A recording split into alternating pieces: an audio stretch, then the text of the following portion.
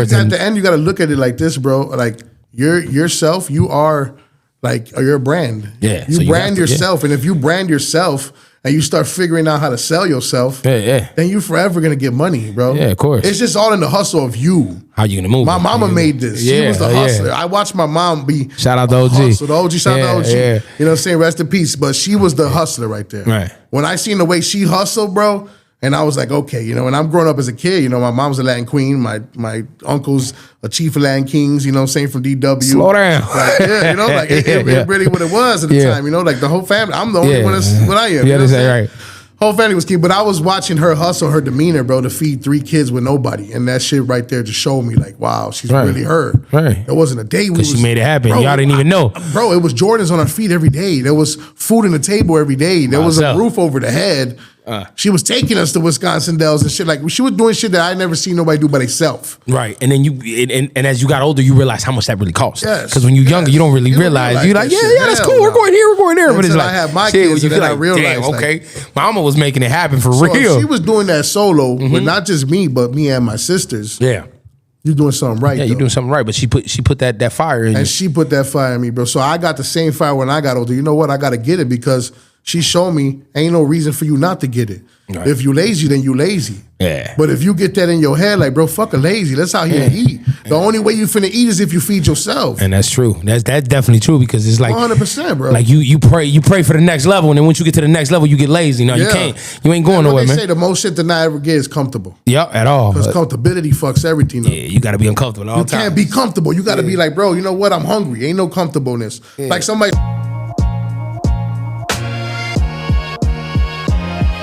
What's going on, man? This is one of your co-hosts here, Monch at the Dope Talk, where the talk is always real. Our co-host today, she's kind of feeling under the weather, so you know, I had to fill in. I gotta sit here and I gotta do the move by myself. But I'm glad and I'm honored to be here with my friend and our co-host, well, not co-host, but our guest, Big Easy, Latin artist. He's also has a clothing line also, and he's an all the way around entrepreneur. My homie Big Easy. Yes, sir. You already know Big Easy in the building. Let's do it, man. I'm glad and thankful you are here, big man, because it's just like we've been actually interviewing a lot of different entrepreneurs, but it's like we never touched base on the lane that you in, as far as like, you know, a rapper, singer, artist, all the way around artist, Latin artist for Chicago. And I've been seeing you do your thing for plenty of years. And let's get right to it. At what age you started, like, doing the rap? Man, to be honest, bro, I was really, really young. It had to be like 12, 13 in that type of era. Okay. Yeah, it was like 12, 13. 12, 13. And what made you like, what made you know that you can rap, or how do you even discover that? Bro, to be truly honest, I was sitting in my cousin's basement and he was playing the Nas Is Like beat. So the Nas Is Like beat is going on the tune. Okay. And he like, come on, bro, rap, bro, just rap with me, bro. Because he was already rapping. He was older than me, my cousin Will. Yeah. So he's rapping and shit, and he's like, come on, bro, I know you could do it, bro. And I'm just like, I just randomly like, fuck it, let me just try it. I started saying shit, and when I started saying shit, he like stood froze for a minute. I'm like, what's wrong? He goes, bro, you got a delivery already. Like, how the fuck? You just your first time? Like, he said, you sound good. I can hear it. Yeah. And I'm like, bro, get the fuck out of here. I was a funny motherfucker. I like to roast motherfuckers. I ain't trying to hear that music shit. You hear me? Right. I was like, boy, get your ass out of here. We young as hell. We kids. You know what I'm saying? He's like 15, 16. I'm like 12, 13. You know what I mean? And then I hear the beat. I start fucking with it. And then I start hearing myself. I'm like, man, hold on. How the fuck? I do sound good doing this shit. So I didn't really take it serious, but that's what started me freestyling every day with him. Okay. So you and that's how you was creating your craft, like bettering your craft. Some just freestyle shit coming up off the head. You know, you're young as fuck, bro. You smoke a Garcia Vega this long. You did it for 30 minutes. You did it for 30 minutes. We young, and then boom, we ended up rapping about all kind of shit. And then you know what happened is he was older and he was a freshman. I wasn't in high school yet, and he started going to parties. Okay. And I started seeing these dudes freestyling in these parties. Yeah. So I'm like, man, I get in the party, I see all these dudes freestyling, and I'm like, okay, and I see them like, you know, everybody jumping in, and then I started seeing motherfuckers coming at each other. That shit intrigued me.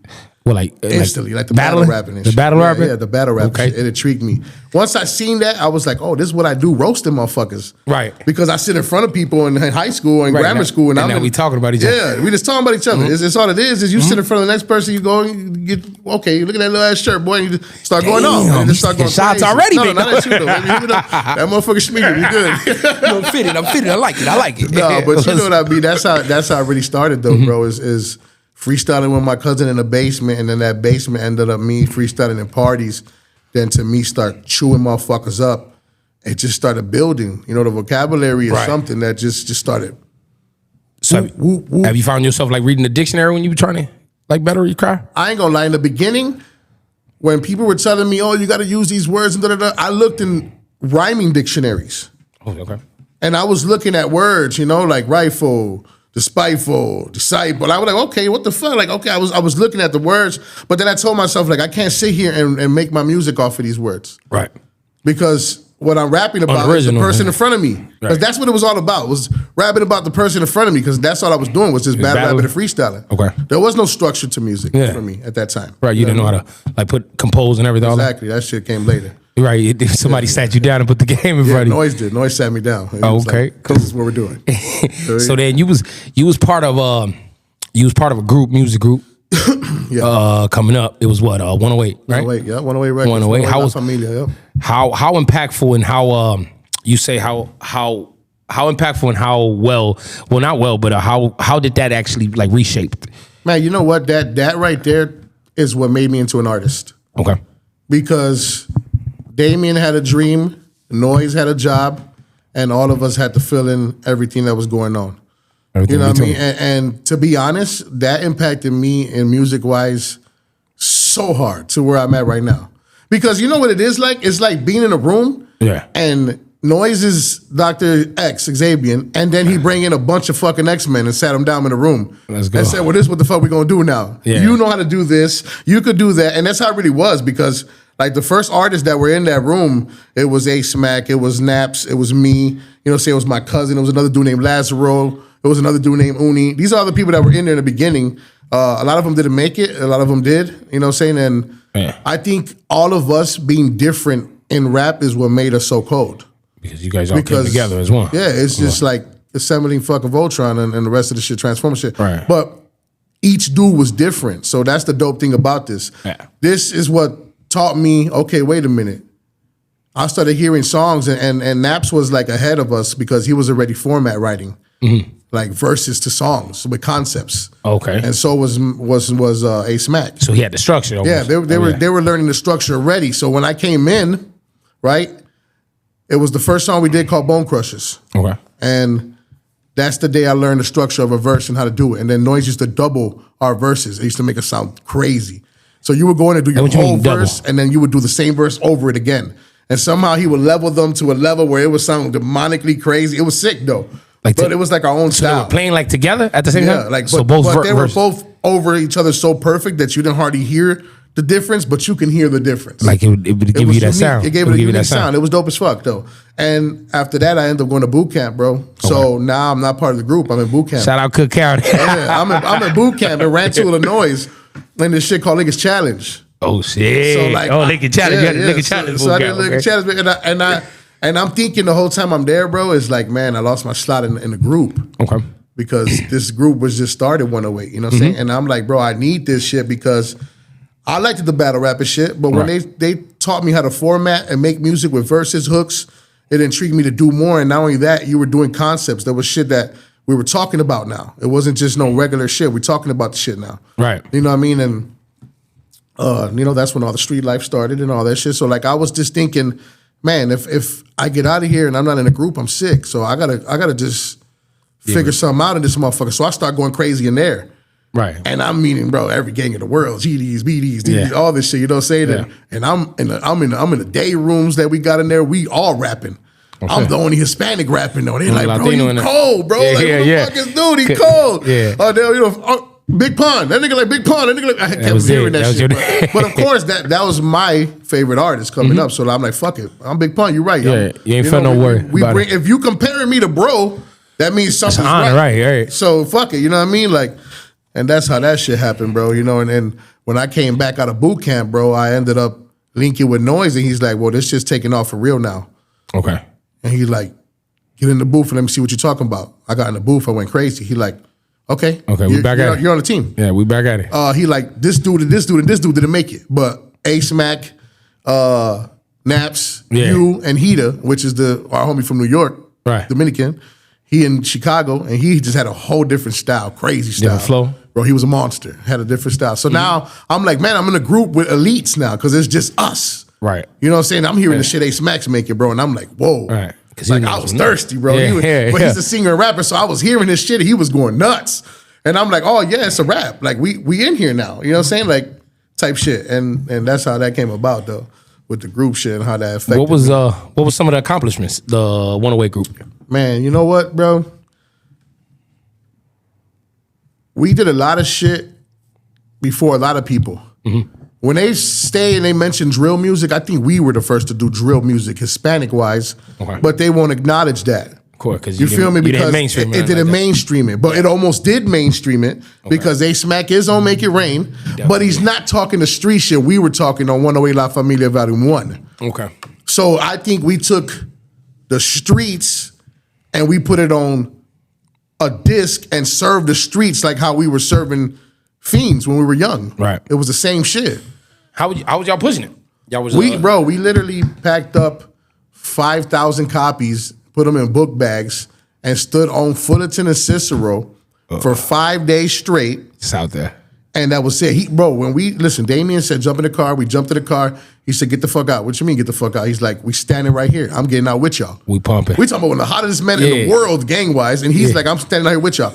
And we literally stood on those blocks selling the CD, bro. On Fullerton and Cicero. Fullerton and Cicero. Back then, that thing was hot. Bro, that thing was hot.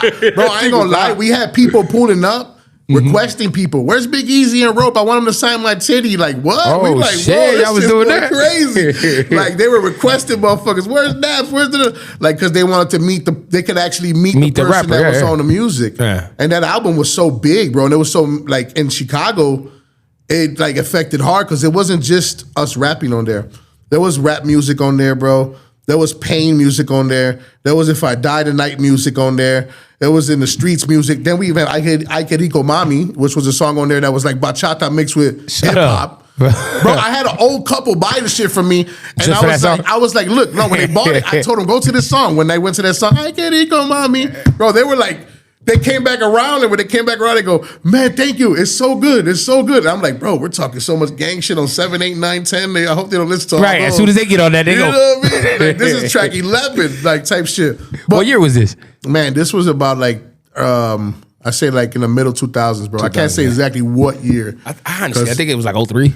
It had to be like 03 or 4. 03 or 4, yeah. Some months I forgot when that shit came, but I know it came, and it was early, bro. It was an early time. Like, you know what I mean?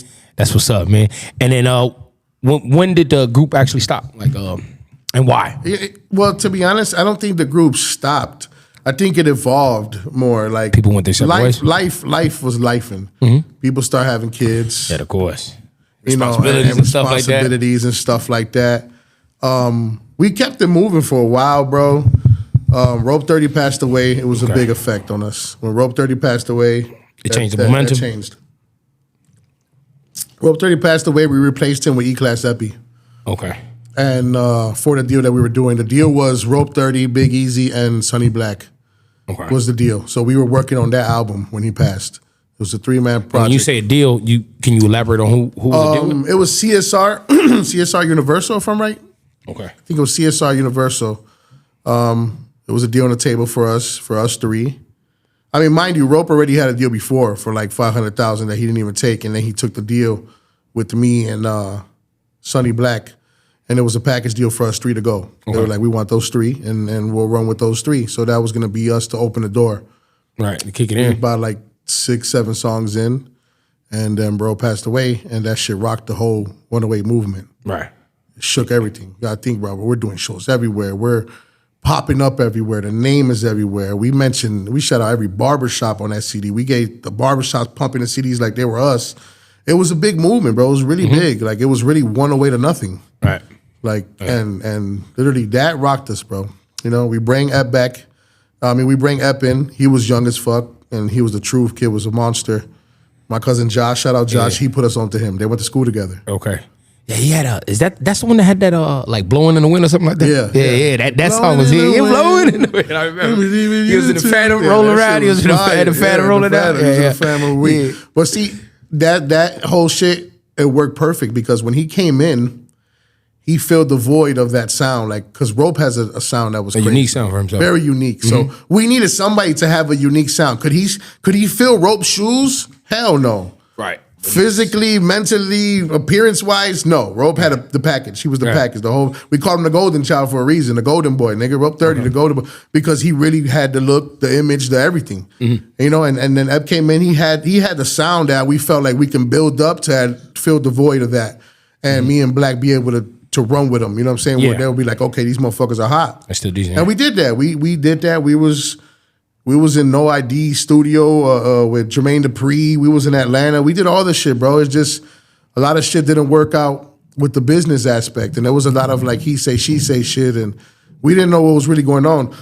Mind you, we were young as hell at the time. So you got back end deals. Yeah, it was just a bunch of shit going on. We didn't know what was really what to what, you know. So at the end of the day, it was up to Noise to figure all that shit out.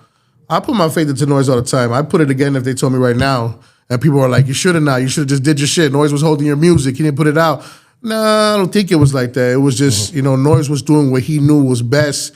And he wasn't trying to get fucked because everybody gets fucked in the industry. Everybody gets fucked somehow. You know what I'm saying? So you try to like dodge minimize that situation. Minimize it at least. And go around that shit, you know, where it ain't fucking us like that much. And we know that we could do something. If we do get fucked, all right, cool. We know this is going to happen. And we could push this motherfucker after him and we'll get that back. And now we running. Right, it's not such a big deal. But it was so much shit happening with different people like that. You know, there was different people in the industry trying to pull us in, bro. Like a lot of people were trying to pull us in everywhere. Like when people mention music in Chicago and upcoming groups, 108 was getting mentioned all the fucking time. You had people mentioning Bump J and Goon Squad. They was mentioning 108 still. Right. You motherfuckers talking about LEP. It was still mentioning 108 still. Okay. Because we was the only Hispanics on the North Side to even make music like that. Right. That was like at that caliber of music. Because our music wasn't no regular music. And I'm not talking just to talk or go ahead and toot my own horn. The music we were making was great music. This was industry music. Right. You got people making music for the streets. We did that. But when we did it where it was so industry that the industry looked at it like, whoa, hold on, who the fuck is these? And you guys had some radio play too. Yeah, we had radio play with V-Dub. Shout out V-Dub though, because when V-Dub was a DJ, bro, no gatekeeping, no asking for money, no nothing. V-Dub would put us on the radio because he would put us on the radio. He heard the talent and he would do it, bro. We had his opening show like 4 weeks in a row. People were pissed. Like, bro, you keep these little Latin motherfuckers going.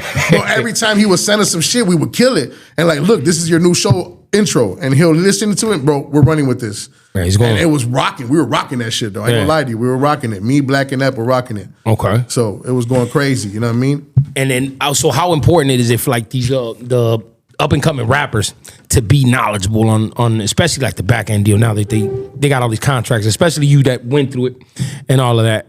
How important you think that is? I think it's wise for them to actually go see somebody and not just sign their life away. So get somebody that's actually knows the lingo and all that. It'll be it's on. It's gonna cost, but get a lawyer. For the fact is that in these contracts, a regular person in the street that's actually an artist, not saying everybody's stupid because there's some artists that are smart as fuck. You got college student niggas who's artists, motherfuckers doing all that. But I think personally, a street person, when he reads that, he doesn't read it how he should read it. A lot of these artists just see, well, how much, what am I getting? It's mostly say. They just see the cut. How much I'm getting? How much is it? Oh, hold on. Hell yeah, let's run with that. Bro, you just signed for $500,000. But you didn't read the contract. You don't get the $500,000 unless you sell this much or you do this much. And not only that, you just gave away your fucking your rights to your music as well too. Some people are just signing away the shit. Like, bro, you just gave your publishing away. You ain't get like that's just a little shit that people don't look at or think about. Right, because that'll feed you for the rest of your life. But if you're an upcoming artist, bro. This is your life. It's like, listen, when you went and got that tattoo on your neck, that shit cold, right? Yeah. But you didn't just go to any motherfucker. You studied studied research to see who he was. Yeah. And then you went and you got it done. It's the same thing. This is forever on you. Right. So this shit's forever too. This is your name. Right, of course. So if I sign a contract, all right, Big Easy, I'm signed to this guy. I'm signed to this guy. Now I'm signed to two people. What the fuck did I just do? And what am I signed for? You ain't got no money coming in now because every money come in and go out. You just tweaked. And the whole thing is you don't even got to sign these deals to get money, bro. There's money in movies. Movies have the biggest budget for money ever. If you find a publishing company that'll publish your music to these like movies and all that shit, bro, you get a bag on the off soundtrack that and all shit. that? Yeah, you get a bag for that. But artists don't be thinking about that, bro. They just, like I said, they want to know how much they're getting paid. They want the money right now. They sign to a label. And they want the money immediately too. Sometimes when you're too thirsty, I'm signing this dude. I'm signing these motherfuckers. But what are you doing with them? Are they moving you? Are they pushing you? Are they shelving you? Yeah. You know what I'm saying? Yeah, you gotta know the back end lingo. But to be honest though, if I say anything much, like right now, stay independent. Don't even sign to a label. The label needs us. We don't need them. Okay. It's a new era in time, bro. Yeah. And to be honest, the record label needs us. We don't need them, especially if you got your own following and your city and your people behind you. What the fuck do you need them for? Yeah. People used to need the record labels to get the machine behind you. Like they would say, get the machine behind you. Mm-hmm. That's the shit to promote you. The billboards. Right. But nowadays, bro, the internet, you can promote buy yourself. all that shit. Yeah, you promote yourself. Like look at Lil B. He was in Chicago, had a billboard of himself. Oh, yeah. Simple. Like what? The record label used to do that. You feel what I'm saying? Right. Like that's what you needed the machine for. Now motherfuckers is machines. Yeah. We don't need shit no more, bro. That's true. Internet changed the game, bro. That's true. If we had the internet like this at 108, oh my God, bro. It went crazy. I wish I could rewind time. But I mean, that's what I'm doing now, still going crazy, and because I figured it out. Yeah. Shout out B too. He definitely had he had the billboard. He definitely did that, man. We got to get him in here too. But okay. So as far as that's not the only thing you do because you a full blown. First and foremost though, how long you been doing this for a while? How long you been doing it for? The artist, the singing. Well, I mean, this shit been since like forever, bro. Was the 13? I feel like 12, 13 has to be the staple of the time of when I started this to now, bro. And I've never stopped. I think I took maybe a 2-year break. Okay. And that was just to get myself Mental? back in trap mentally. Like I had bad anxiety, like random as hell. Like I never caught anxiety in my life. When I caught it the first time ever, bro, it was like, fuck is this? what the fuck is this? Like, wait, my mind could go against me. Now I know what the term mind over matter is. Yeah. You versus you. Yeah. So when I got through that, you know what I mean? I had strong-minded, bro. So like I literally fought that and I figured out how to go over and get, because when you get something that you never had, you don't know how to go about it. You don't know how to even fix it. That's what we go to doctors for, to get fixed by a doctor, but all they do is prescribe drugs. Yeah, and that's so I didn't take the drugs. Now you dependent on the drugs. I sat there myself and I did it mentally myself and I learned. And then I got back on track and then boom, I was back in the studio working again. Okay. I stopped smoking weed for them 2 years, stopped doing music for 2 years, just took a mental break, bro. Went to Dominican Republic, Cancun, Puerto Rico. I was just flying around. You know what I'm saying? Just getting my mind right.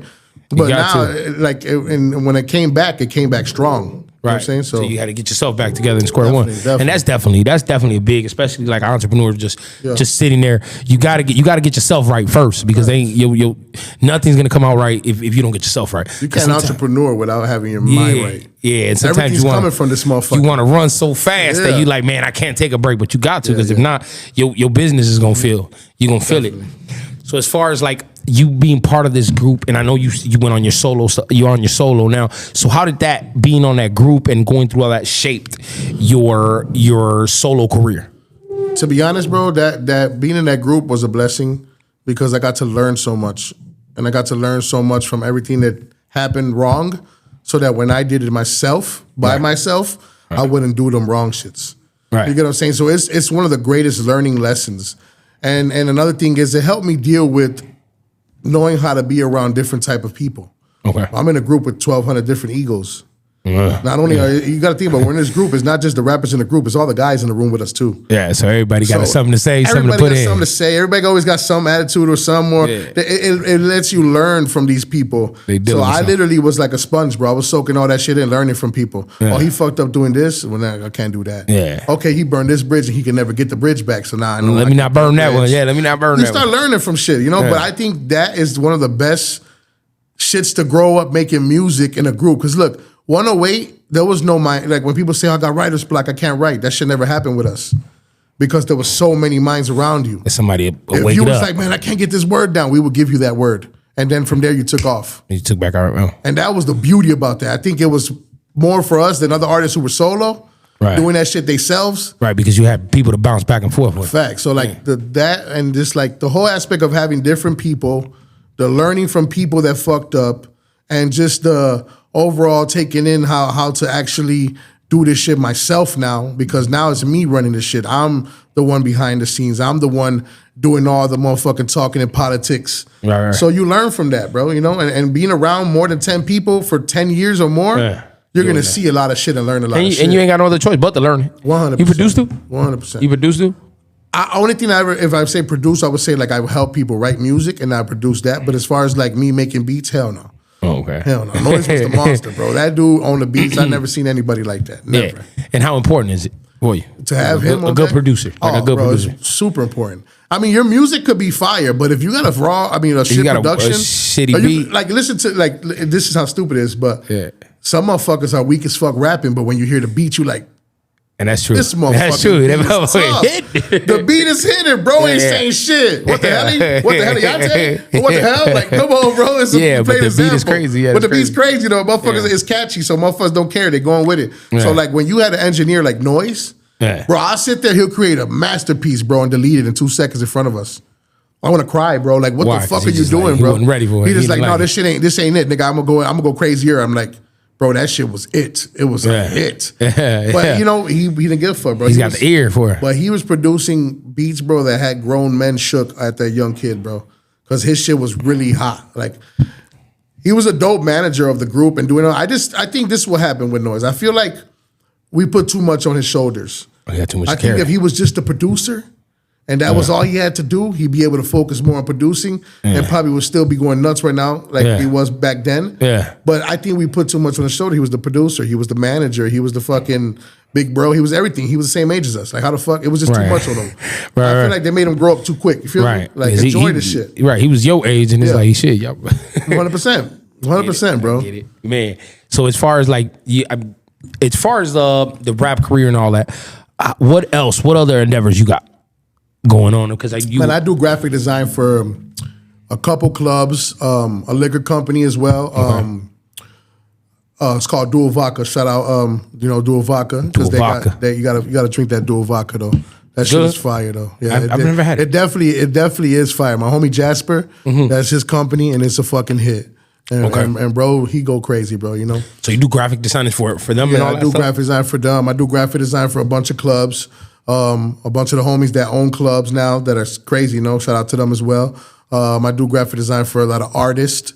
I do graphic design for strip clubs in Texas. I got my hands in a bunch of shit with the graphic design shit. Yeah. You got a clothing line too? And then the clothing line. I also got a clothing line, Lavish Money Clothing. Lavish Money Clothing. Lavish Money fucking clothing. And for his and hers. I done see some. Hers, I done see. And the babies. You see that? The dead ass. Shit, if you got a dog, I get your dog right. You hear me? Know what the fuck you talking about, though? Oh, God. We're going to put it together, man. And you got anything new on the clothing? Yeah. See, so with Lavish Money, man, when I came out with it, it was everywhere. We raised the streets crazy. I was sort of producing that. Like, I literally was making every piece. That ain't no company, no nothing. I bought the equipment. Yeah. And just started pressing. Like a dollar in a dream. Took a dollar in a dream. Let's do it. I started just doing all the shit myself, cutting the shit. Then I started designing the shit. And as I started doing it, just like music, it started getting better and better. You start getting better at it. And I took off with that shit for a while. I did pop-up shops. That shit was successful. You know, a couple 6,000 here, 7,000 at the pop-up shops. I'm like, okay, this shit's everywhere and it's doing numbers. And then I started doing custom more. Okay. Because after a while of doing the pop-up shops and having it in some stores, after a while, I kept on getting man, bro, could you give me this for this? Could you give me this for that? That shit starts getting annoying, bro. Yeah, you're not doing none of that shit when you go to Gucci to buy these glasses. I'm already knowing how people... You ain't going to do that to Omar Jewelers when you go to get the jewelry. Like, it's not going to happen like that. You got to pay for what you pay for. You ain't never told Jordan, look, I ain't got nothing but $170 right now. I got only a huncho, Jordan. Would you give me them motherfucking 14s? No, bro. Like, it don't work like that. So, like, that got annoying after a while. Yeah. So, I just started doing custom exclusives. And then other countries started tapping in, bro. Because of the gaming world. I'm heavy in the games, bro. That's how we met Murder Beats. That's how all that shit happened. That you didn't, I know the story. I am him on him. Like, that's the crazy shit. Y'all was gaming. Y'all was gaming. 100%. And you ain't never thought about going like Spotify, like not Spotify, Shopify? Man, I got a big cartel. I got a big cartel. It's like same thing like that. Yeah, it's a big cartel, and I put stuff on there. So there is stuff on there. If you type in Lavish Money Clothing, I'm the only one in the world with that clothing. Okay. When you type it in. So it'll pop up the Big Cartel website. Okay. And they can order there still? Yeah, they can order there. I weekly do that shit. And you can order from country, from states. So you got a lot of overseas. Yeah. Overseas been booming. I ain't gonna lie. Overseas with my music, booming out of this fucking world. And even the clothing line. Yeah. Like I got Australia. Bro, I had a dude send me a whole video in the appliance store in England in the mall.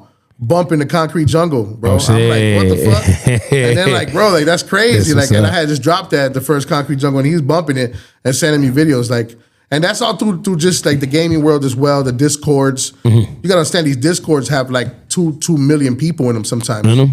And I go in them Discords and promote my shit all through them motherfuckers. That's what's up. That's what's up. See, it's just a different way of hustling. It's just a different way. Yeah. But guess what though? I just got Australia. Yeah. I just got dude from Netherlands or wherever from like all these different countries. Yeah. And it's smart, bro. Even China. There's Japan dudes on there. Right. China. But you always got to just have the hustle because like, you know you hungry. You got to have the hustle because honestly it's like you it's just the way you market it. You got to market it different, and it's like, damn, that's something that I ain't really even thought about. Like you just said you going to Discord. At the end, you got to look at it like this, bro. Like yourself, you are like you're a brand. Yeah, you brand yourself, and if you brand yourself and you start figuring out how to sell yourself, then you're forever gonna get money, bro. Yeah, of course. It's just all in the hustle of you. How you gonna move? My mama made this. She was the hustler. I watched my mom be shout out to OG. The OG, shout out to OG. You know what I'm saying? Rest in peace. But she was the hustler right there. Right. When I seen the way she hustled, bro, and I was like, okay, you know, and I'm growing up as a kid, you know, my mom's a Latin queen, my uncle's a chief of Latin Kings, you know what I'm saying, from DW. Slow down. Like, yeah, you know, like it really what it was at the time, you know, like the whole family. I'm the only one that's what I am. Yeah, that's right. Whole family was key, but I was watching her hustle, her demeanor, bro, to feed 3 kids with nobody, and that shit right there just showed me like, wow, she's really her. Right. It wasn't a day because she made it happen. Bro, y'all didn't even know, bro. It was Jordans on her feet every day. There was food on the table every day. There was a roof over the head. She was taking us to Wisconsin Dells and shit. Like she was doing shit that I never seen nobody do by themselves. Right, and then and as you got older, you realize how much that really costs. Yes, because when you're younger, you don't really realize. You're like, yeah, that's cool. We're going here. We're going there. But it's like I have my kids, and then I realized, damn, okay, Mama was making it happen for real. She was doing that solo, but not just me, but me and my sisters. Yeah. You're doing something right. Yeah, you're doing something right. But she put that fire in you. And she put that fire in me, bro. So I got the same fire when I got older. You know what? I got to get it because she showed me ain't no reason for you not to get it. Right. If you lazy, then you lazy. Yeah. But if you get that in your head, like, bro, fuck a lazy. Let's out here and eat. The only way you finna eat is if you feed yourself. And that's true. That's definitely true because it's like 100%, bro. Like you pray for the next level, and then once you get to the next level, you get lazy. No, you ain't going nowhere, man. They say the most shit that I ever get is comfortable. Yep, at all. Because comfortability fucks everything up. Yeah, you got to be uncomfortable all the time. You can't be comfortable. You got to be like, bro, you know what? I'm hungry. Ain't no comfortableness. Yeah. Like somebody said the other day, bro, this motherfucker Lil Wayne is how old, but he's still rapping like he need to pay the rent. He's got to, shit. It's the truth, though. Yeah, you got it's to. that dog in you, the hunger, that lion. You got to. Yeah, 1040. Man, but look, man, it's about that time. We gotta hit the commercials, guys. So you know we gotta pay these bills. We'll be right back. My Homie album is out right now, unnoticed, man, on all platforms, Apple, Spotify, you name it, is out on all of them, man. Go on, tap in, and if you ain't got the money to do it, man, go hit the link, YouTube link. It's free on there. Ain't no excuses. Go on, tap in, man.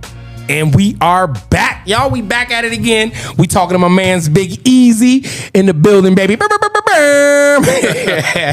No, my man's is here, man. We was just talking about your clothing line. So as far as your clothing line, why did you choose clothing instead of anything else? Man, to be honest, I got tired of going to Be Fresh and buying an outfit and then going to fucking Sangria or any club and every motherfucker had it. I'm fucking it up. Every motherfucker had the same outfit. Yeah. Now, you gotta understand, I'm a big motherfucker, so it's right. 2 big nigga outfits in there. You know what I mean? When you get that motherfucker, they're like, look, it's only 2 big motherfucker outfits. You get it, you go to the club. 6 hours later from buying that outfit, somebody and got that bad boy. You see bro goof ass.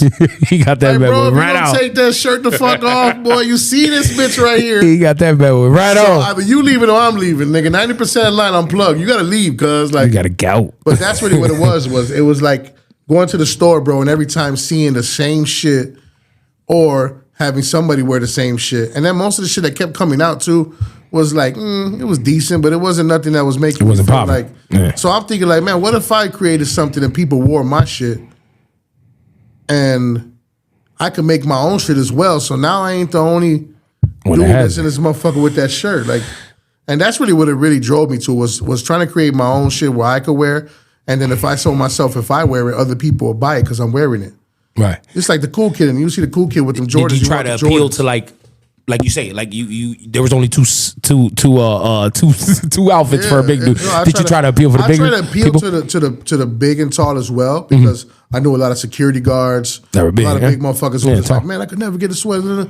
And then I come in with, man, that sweater cold. Can I, man, match your shoes? So I was matching shoes in the beginning. Like any Jordan that came out, I was making a tire for that Jordan, and I'll try to get it to everybody. So it was like anybody who wanted it, kids, women, men. But my first perspective was, let me do this so that way I can have something exclusive to wear.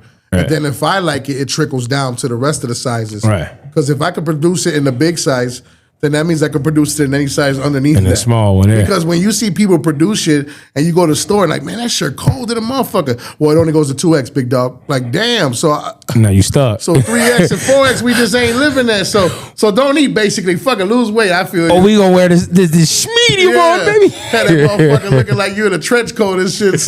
Like, you know, I was like, man, that straight jacket, that shirts ain't for me. So that's what it really was, bro. Was just trying to create something. Just create something different. Yeah. That's what's up, though. That's what's up. Okay, and then as far as the music thing, let's bring it back to the music. So what out you got? Well, obviously you got Unnoticed out right now. Yeah, right. This is out on all platforms right now. On all platforms. And that shit's doing numbers. I got a lot of albums on. Look, but I woke up one day, bro, and I figured to myself, if I was to die tomorrow, what do I leave these kids to listen to hear me, to anything? Like, you know, so my thing was, if I want to leave my message to the youth in the world, to people who didn't go through what I went through, but they could see it through me instead of having to live through it. Right. It was nothing. I was like, damn, it's only one album, 108 La Familia. I said, hell no, fuck that. So then you started. I turned the engine going on. Crazy, huh? And literally, like right now, I'm 11 in. So you got 11 albums or 11 albums, bro. 11 albums. You don't got 11. Like you got mixtapes too. It's 11. I mean, I would say like not just album, but 11 projects. 11 projects. Like okay, that. Cool. All 11 together. projects through mixtapes, albums, That's what's up. And even featured on other shit. You've been putting in work. Yeah, yeah. You've been putting in work. And what's up? What's one thing? What you got? Any upcoming albums that you working on right now? I'm already working on Concrete Jungle 2. Okay, you heard it here. You heard it here first. Concrete Jungle 2, and that's going to drop in October 31st. October 30th. Halloween, baby. Halloween. You love Halloween, huh? Didn't you drop another one last Halloween or something? Yeah, I remember. Yeah, I remember. I did Concrete Jungle, the first one on Halloween. That shit did super numbers, bro. Like, so I'm like, okay, I'm going to give y'all part 2 of that shit on the same time. You know what I mean? Are you doing almost like the same thing you did on, because I know on Unnoticed, I copped the album earlier. You had dropped it like what, like a week earlier or something, like for people. Know, just like a test. I did a test to see who actually was listening. Supports yeah. When, you know, it's like, because a lot of people, I'm going to cop it when it comes out. Cool, that's cool. I don't care if you cop it when it comes out, you cop it next week, whenever. Right. But just to see who was actually like. Finna pull up. Do it, show that love. I'm like, fuck it, look, 2 weeks early, a week early. Right. Drop a dub right now, I'll give it to you. You know what I'm saying? Through your phone, and I'll send it to the email. You get it 2 ways. You know what I'm saying? And bro, people tapped in crazy. I ain't gonna lie though. I really was overwhelmed by how many dubs were coming in, gang. And you know what's crazy is it was a lot of people from different areas of everything, bro, that were tapping in, bro, that weren't even my brothers. That you didn't even know. Like just tapping in, like, hey, how could I get it? Where could I get it? How could I get it? Where I was just like, man, I should push the album back another week and keep doing this shit. But I was like, nah, you know, I'm gonna give it to the people. Right. But that definitely did boom, bro. It was a smart idea. It was just something quick to think, you know. And honestly, too, it was almost like a self thing for you, right? As far as like you knew who was actually like. I just wanted that you had people behind you. You know what I'm saying? Because sometimes you need that. Yeah, you need that, especially it like gives in you more of a fire to know that you get motherfuckers the really want your shit. Yeah. And then not only that, motivation. Bro, I posted like, man, you know, if you listen to it, send a video, bro. That shit just started flooding. That's what's people in the car, and that's like marketing too. I had one of the guys singing this shit. I'm like, yo, what the fuck? You got the marketing. That Sucker Free go crazy though. That Sucker Free, I like Sucker Free. Sucker Free go crazy. Sucker Free's dope, bro. Yeah, I like that one. You got a favorite song on there? Video shit. My favorite song on there is 2 of them, bro. To be honest, it's Unnoticed. Unnoticed. And then it's My Drug. My Drug. Why? Featuring Manny P. Why? My Drug is just it's just, I don't know, bro. That song is crazy. You feel like you got off on that one? I think that one was cold, and it was on some, you know, like talking to the bitch and shit, and it was dope. But the beat, the melody, the hook, the verse bro got, it was just like, woo, this shit crazy, you know. And then Unnoticed is the name of the whole album. That's the one. That's the video you dropped, right? No, that was Wake 'Em Up. That was Wake the 'Em intro. Up. Okay. Don't you got another one that you about to drop too? A video? Yeah. I'm gonna drop a video, and it's going on the radio. Okay. Which is Pressure Makes a Diamond. Pressure Makes a Diamond. And when can people see it on the radio? What? Man, you know what? Right now it's getting radio by Equality. Equality. Once I get it back from Equality, I'm gonna send it to Shondell, and then there'll be an interview on a Sunday, and it'll be played on a Sunday. I don't got the date exactly, but once I do got 92.3? Yeah, 92.3. Let's do it. Yep. Let's do it. That's what's up, man. That's what's up. And then, okay, so you a Chicago dude, right? Yeah. And you've been doing this for a while. What do you think about the new era that's coming as just the rapping, the whole melody from Chicago? Not only that, is like, who would you want to work with? That's new? New and old, like, you know, there's somebody that maybe you'd be like, man, I would love to do something with them. They could be older. And then, who do you want, like, from the new coming that you would want to work with? Well, to be honest, bro, there's a there's a different sound of music. I like to adapt with the sounds. Like, Okay. A lot of people are like, man, Easy, can you give me the Tommy Knuckles, get a boy some man, it's like a teeth back up, like that fast shit. I'm like, cool, that shit was cool. That was the 108 shit. But I evolved. I gotta evolve, because if you don't evolve with the times, you gotta be moving. then you get dusty. You get That left. motherfucker shit bogus. He shit old as hell. So I kind of like, you know, evolved with the shit. Like, you know, at the time Chief came out and that era came out, it changed everything. You know what I'm saying? The music changed a little. But it was cool because we had Chief Keef and them in the studio with us downtown. And then my homie A-Mac, you know what I'm saying, he was with Dirk all the time, so we ended up with Dirk all the time. I ended up driving Dirk to 1 million shows in a Hummer with him. Shout out A-Mac, big dog. Big dog. So I was like learning to just adapt with the music as I go, getting more comfortable, and like, damn, okay. And then I'm hearing these young dudes rapping and shit, and I'm like, okay, they decent, you know, the age of the music was going. And I like the sounds that they bring. I think it's dope that they bring a whole genre to this shit, the drill shit. Yeah. I know people are like, oh, the drill shit, that's cool, but I was already making game banging music, so I liked it. I'm sorry, you know what I'm saying? Right. But it's just the sound was different, and even Dirk's sound. Dirk have more of a melodic sound. That's what they call it now, melodic rap. Okay. And I branched myself to a melodic rapper as myself as well. Elaborate on melodic, because I don't know what you're talking about. Melodic is more like a melody type rapping rapper. Okay. He's still a rapper, Like but it's rapping more and singing almost like, you know so what I'm they saying? call it like a melodic flow. You know what I'm Okay, saying? It's cool. more of that sing rap shit. Yeah. That A Boogie shit. Yeah. You know what I'm saying? Okay, now I get what you're saying. That little TJ or whatever. Yeah, Yeah. TJ, exactly. Yeah, that little Dirk. Yeah. That little, what's the dude's name? Prince of New York, little Hispanic kid, him. I know who he talking about. I forgot his bro. name. Yeah, I forgot his name too. But shit like that though, that's a melodic type of rap. You know what I'm saying? Like those are the melodic rappers. Like So even Future. you tapped into that too. I've seen you tap into that too. I got into that shit because there was more of a explaining to the world the pain I went through and the shit I went through, and it was easy to do it in that type of rap. Like it felt better. It just fell into place. Like that shit just came in, like the harmonies and all that shit, and coming up with melodies, and that's what these albums that I've been putting out have been having compared to the first ones that was just straight rap. You know what I mean? Yeah. Motherfucker, like, oh, you use the tune on these or the pitch correct on these. Yeah, you're right. It's just a different sound of time. Right. I'm going with the times. You hear Right. me? Like, you moving. So what would be an upcoming artist, and somebody that you would like to work with, and Chicago? then from Chicago, and then somebody from Chicago that it don't have to be brand new, just somebody that I mean, to be honest, there's a lot of little dope rappers in Chicago. I know LV the Guy had his wave.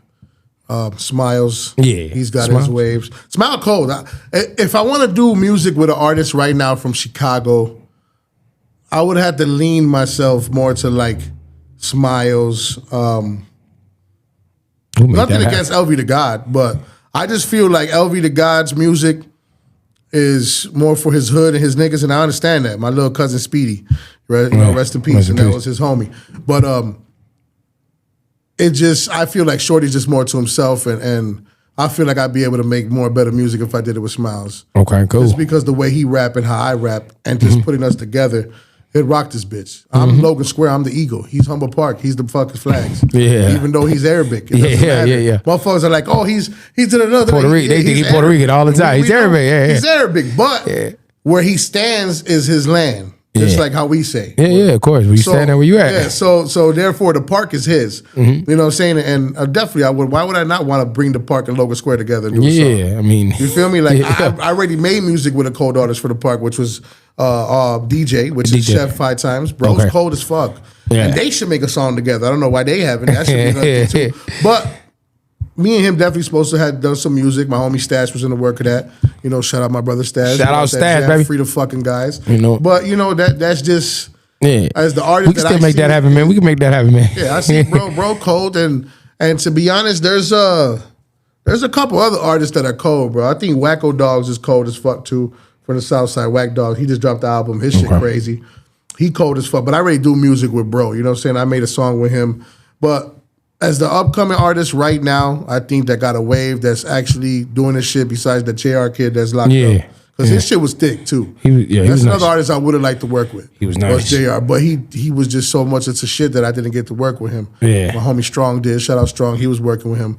But to be honest, bro, I think right now the movements that's happening and how the music's going on our side of the field would be Smiles, bro. Okay, cool. Yep. Probably make that happen. Yep. But too, also for these young dudes, honestly, because you know this is we both came in and by the grace of God we done elevated from where we came from beginnings. You know, I came from the streets, you came from the streets too. So as far as you know, from opposite sides of the town. You know what I'm saying? So how honestly, like, you know, because I'm grown now, so it's like you grown too. You know, we think different. So my thing is like for these young dudes, just try to give them a positive message as far as like, you know, a lot of them are still stuck in that gang culture as far as that. To be honest, the best thing is this, man.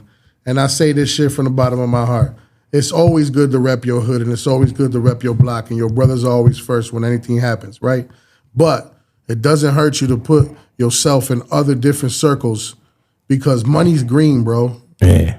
It's green. That's the color of money. You know what I'm saying? I don't care if your game's green, purple, white, blue, yellow, black, red. Right. That shit don't mean shit at the end of the day because look, when it comes down to business and money, you might make more money with a person that's not even from your hood. From the other side of town. Hood. Yeah, and not only that, look at shit like this. Right. He's from a different side than I am, but look where we at right now. Yeah, you know what I'm saying? It's men. We at the table, we breaking bread, we talking, we doing something to help the culture. This ain't just for us, this is for the culture. Obviously, and a lot of y'all are so fucking one-minded with the, fuck that, they came to the block, they spent on bro, they did this, they did that. I understand that because I held those grudges with people, but my mind was so much more to like evolve and think of the bigger picture. You feel me? And as youngins, we don't think that. When you're young, life is fast and everything happens like this. You don't give a fuck about shit. And when you're younger, you don't give a fuck about shit. But let me explain to y'all young motherfuckers, when you get older, this shit take over everything. And you start thinking more. You start thinking before you do shit. You start thinking about what can happen after that shit. Right. Like, you got to go through shit to know shit. A lot of us been through shit and the young motherfuckers ain't going to listen to us. Right. That's cool though. You don't gotta listen to us. But a motherfucker did teach you some shit and told you some shit. Like they say, take the horse to the water. If you don't want to drink it, fuck it. That's on him. He gonna die. You know what I'm saying? But if I could tell you right now, look, little nigga, go ahead and get yourself right. Get money with everybody around you. Right. Don't because when you this is what happens when you put yourself in a predicament where you're dissing everybody.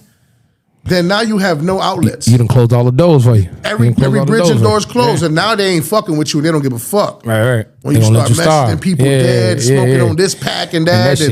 And listen, don't get me wrong, but Chicago's built for more than that, bro. The culture here is so thick and big, music-wise, street-wise, everything, movies, all that shit. We do a lot of shit. This Gotham City for a reason. Right. You know what I'm saying? We do a lot of shit in Chicago, but the outcome of Chicago has always been it's the city of hate.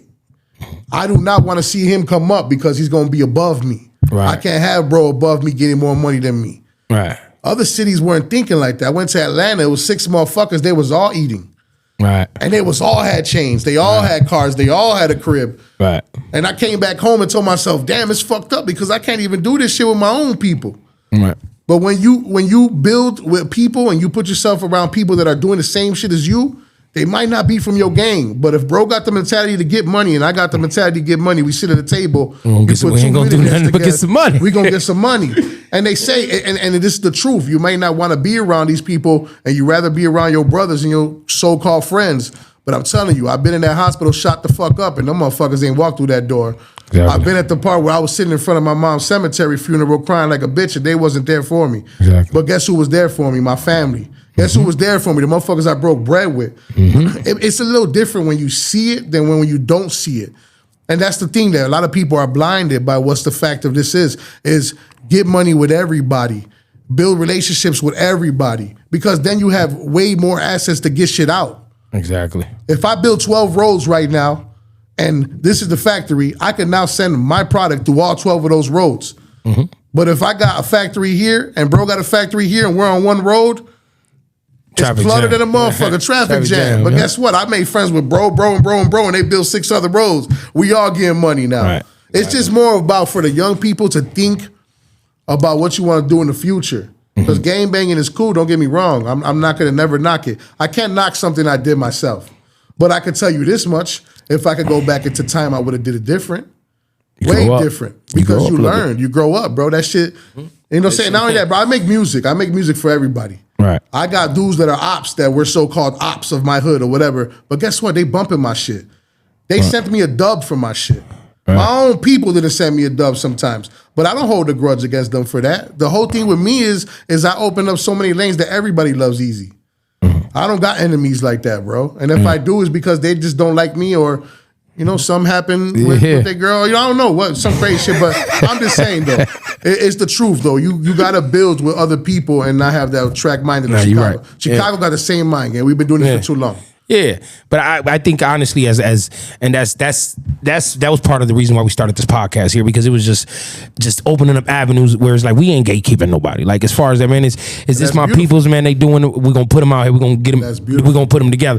But it's like the reason why I move like that is because as we start growing now, we want to lead. You can't say it. You got to lead. You got to lead by example. So it's just like so the next generation can see it. 100%. So it's just like, you know, and that's what I like. My guys, you know, I know my guys, but I mean at the same time, I'm never gonna tell them like, hey, you know, block your blessing by not messing with this one and messing with no, because obviously it's like, you know, there's plenty of things like that. I get it as far as like growing up that I know people that we was into when we was younger, and now it's like, you know, man, I see him. What's up, man? You know what I'm saying? It's all respect. It's all a men respect. Like, you know what I'm saying? You give me my respect, I give you yours, and we gonna keep moving, you know? And then obviously it's like, that's also opened doors where people where I was like, back then I couldn't picture myself getting money with, and it's like, you know, I made a lot of money with them, you know what I'm saying? So it's that way. So it's, man, I'm glad we definitely you're definitely on that same page as I am, because it's like I say, as older dudes that's been in the game that we got to lead, and we got to lead by example. It's about knowing the outcome. It ain't even just about money, because you don't want to lead them up and say it's just about money. No, because it's not just about money. It's about respect as men. Yeah. When you get older, you're like, you know what, bro? Respectfully, you respect me, I respect you. Fucking this, you know. and then it opens up those avenues. Right, and then it's like problems don't ever result in nothing good. So it's just like in Chicago, everybody knows everybody. Yeah, so that's my even thing. families could be the reason why shit gets stopped. You know what I'm saying? Yeah, you that's might have right now you're at war with this dude, and 10 years from now he just baby mamatized your daughter. Right, it's like, you know what I'm saying? It's just like, damn, or some shit like, you know, or his son, not him, but his son baptized your mom. Yeah, like, so you now it's like, you don't never know what could happen. What could lead to it. This world is weird like that. Yeah, so I'd rather not be aggressive with people, burn bridges, and all that tough boy shit. Right. Now, don't get me wrong. You come by us, then that's your fault. I mean, that's the whole thing. Yeah. At the end of the day, it's just like, you know, I don't want to wake that person up inside of me. So it's just like I try to avoid as much as I can. You know what I'm saying? Because it's smart. You're a different man now. Yeah, and it's like, and plus you own a business, and your business feeds everybody. Right, that's the whole thing, and it's like that shit not just one person. You know? Not just one block. Yeah, that's true, and it's like, you know, like I said, Park's big. You could probably survive, but but a lot of the shit, it's like, you know, a lot of the shit too. It's like you was into it, and it was like it was your doing. So you just like, man, I gotta stop being me. Myself, you gotta look at yourself in the mirror and be like, you gotta stop being this type of But you guys, this type even of when person. we made our businesses, a lot of people were posting people posting my sweaters that they were not even from my hood or nothing, that were from a whole nother block, that were even scared. Man, how do I pull up to get that?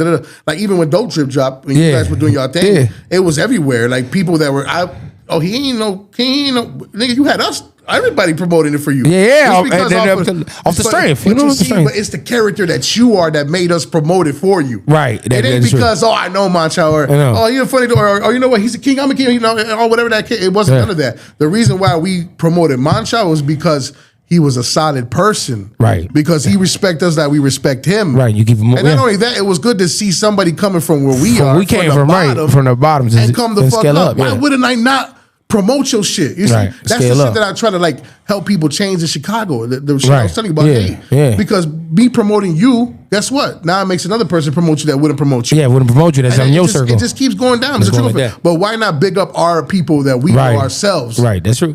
And then honestly, like sometimes too, it's like, cause we just having this conversation as far as like, you've been doing music for a long time. And like I was telling you, I was 100 with you. Like when I was stuck in my ways when I was young, it was like I never even took the chance to let me listen to it. Cause why? It was just that type of culture. But it was just like, once a person got wide, once I got older and I was like, let me check them out. You know what I'm saying? And it was like, oh, you know, and I was just telling you like, man, I like this song and I like that song because it was just like, you know, obviously I ain't never really was able, I never grew up myself to be able to be like, hey, let me just check them out. When it was just like, But you gave it a chance. right. Though. But I wasn't doing it because what the streets was doing, and it was just like, for what? That was the stupidest. You know what I'm saying? That was the dumbest shit. shit. So imagine if you did back then. You know, I would have been like, you know, it could have been some shit. But see, that's the whole thing. At one point in life, we're one sided. We're one tracked. It's one away to nothing. You think people liked it that? Yeah. What you mean by that? It's one away to nothing. Yeah, like, I get it. It's us or nothing. Like, right. man, that's crazy. What type of shit is that? I don't even want to be a song with a nigga that says that. Right. Like, you know, like type shit. But it's just when we're young, our minds are different. You know what I'm saying? Now that I'm older, now you understand that's you and that's me, and I'm gonna be me over here. You know what I'm saying? People are like, damn, you're gonna say LV the God, you're gonna say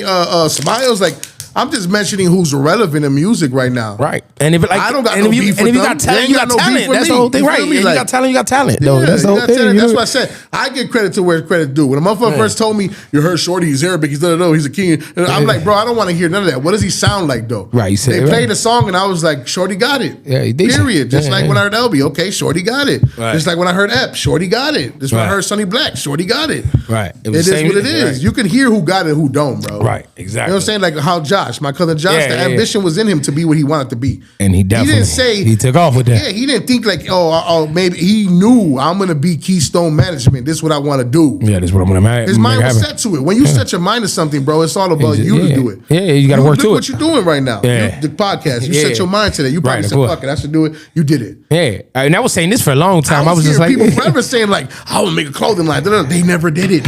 Yeah, and but then you I had to did it. pull The down. motherfucker salty. Boy, you get your soft ass. the yeah, fuck for out of here. real. Like, You should have did it. What we Like, got right? You should have made it happen yourself, yeah, you know? bro, you did it. That's what's up, man. That's what's up. So as far as like, you got any future collaborations you got? Well, I mean, you said you wanted to, but you got any already on the works coming in for the concrete? Man, you know what? I got jungle an too. actual collaboration that I'm gonna do with Manny P. Okay. The artist Manny P. I think he is one of the dopest, most slept on artists in this city, bro. Okay. When I say, man, bro, when I say his level of music is different, he's like more of like the Russ / like Biggie mixed with fucking Drake all together in one. Like he's just so versatile. Right. Dude is dope as fuck. So I'm definitely working on the album I'm gonna do with him. And then there's another artist named J.I. Hunchel, which Okay. is from Logan Square. Okay. And I rock with Bro Heavy. We supposed to do like an 8-track EP as well. Okay, that's what's up. So those are like the collaboration shits I'm gonna do with them. And also Mello is about to have an album he's gonna drop with all famous artists. He got Mello? Bays. Who? BW BW. Okay, slow down. So Metal's working on one right now. Yeah. BW, I'm gonna definitely jump on that joint. Okay. He's got Joey Purp on there. He's got fucking super producers that are already in he the got industry. that. Yeah. You know what I'm saying? He's got Rocky Fresh. Yeah. There's gonna be a lot of us from Chicago Yeah. on there, bro. That's gonna be a dope That's project. what's up, man. That's I'm what's definitely up. fucking with that Born with Soul shit. Shout out Yeah. Beto. Shout out my brother Booming Mello. Beto. You know what I mean? Mello. Beto Boomin, little Beto, shirt ass. You know we had to cook your ass. Cook him My real homie quick. Beto, hey, listen, Beto Boomin, the only Hey. Puerto Rican Mexican. You hear me? Oh, though? he thought he was gonna go away Oh with that. God, he thought he was finna get away with that little ass Continental flying little mustache, but it's okay though. We Sanchino gang. You hear me though, your son. Oh man. But look, okay. So before we leave, two things. Who would you want to see here that you would be like, hey, you know, it'd be dope to have him in on the show? To be honest, bro, the owner of Goose Island, bro. On the Goose Island, okay, we might make that happen. Listen, Then. his story, Yeah, mind-boggling. you got to tap us in, man. because You got to listen, tap us Goose in with him. Island was made by a white dude. Okay. So how's it owned by a black dude? Dang, I didn't even know that. If he can explain that to y'all, it's crazy what he went through. Okay, man, you got to tap us in. Then you got to tap us in to get a bit. I'm gonna hit him up. Just give me a date. I already No, that's talked cool. to him Yeah, about just it. tap us in. So if you give me a date, I'm gonna set him perfectly with you with the day he'll be ready. Well, yeah, I think bro, just because of who he is, and then after him, I think Sam, bro, from Run Japan. Okay, cool. Yeah, we definitely the get him boss. on here. Yeah. He's been doing all the shit with Lyrical Lemonade. Okay, yeah, he got the Lyrical Lemonade. He got Essential C was eating the Run Japan. Oh, yeah. You right. And then he caters to the whole Summer Jam. What is it called? The Summer Smash? Summer Smash. Summer Smash. They go. Okay. So I think he would be a dope dude to get in here. Okay, cool. Definitely. We got to get him in here. I got a 3-piece for you. And then after that, I think the Cuban dude, bro. Billy, bro. Billy? Okay, cool. Me Must Taste. Yeah, Me Must Taste. I'm definitely been trying to help. Y'all should do a collab.